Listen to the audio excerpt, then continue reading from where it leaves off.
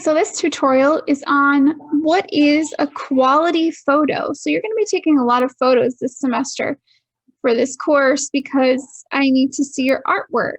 So because it's so hard to look at art in a digital format, it's very important that you take quality photos for this class. Here are some examples and some guidelines, and this will help you not only for this class, but I think other classes too.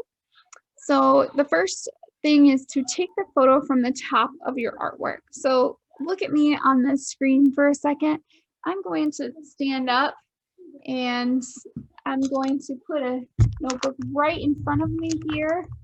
And I am going to show you what I do with my phone. So I'm going to stand over my image and I'm going to line it up. So I'm going to try not to tip it any sort of way. And I'm just going to do it as even as possible and take a photo like this. That is how you will be taking your photo, right over top of it.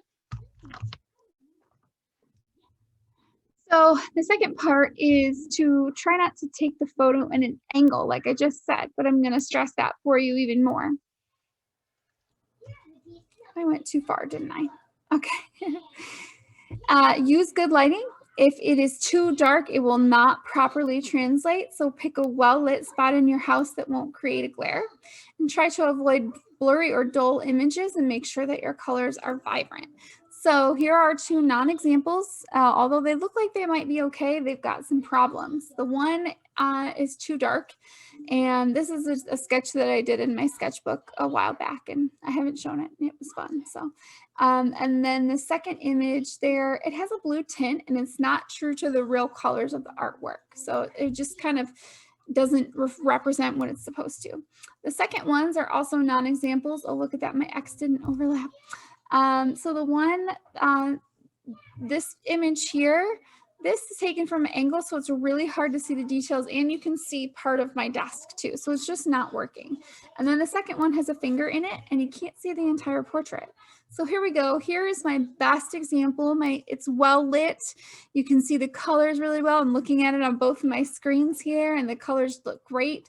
So it takes time to take a good photo. Don't snap just one photo and think you're done. If you've ever taken a photo of yourself or even of other people, usually it's not always right on the first time. And that might be the same for this too. So take a photo, see what it looks like, adjust it as needed, take it around different places of your house, see where the light is the best, and then take the photo, because the quality of your photos really counts. And how do you add your photos to the process journal? So I also briefly will walk you through that. So what I do, the easiest thing I do, because oftentimes my iCloud won't catch up with my phone fast enough for me to get my photos. Sometimes it will.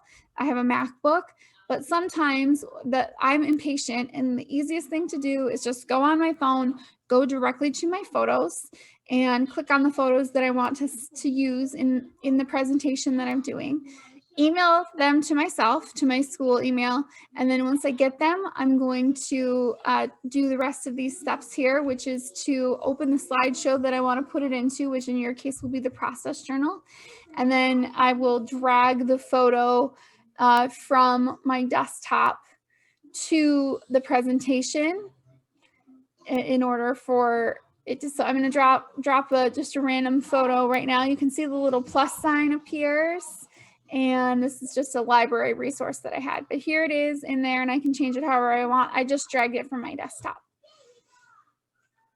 All right, and that is how to take a quality photo and how to put photos into your process journals.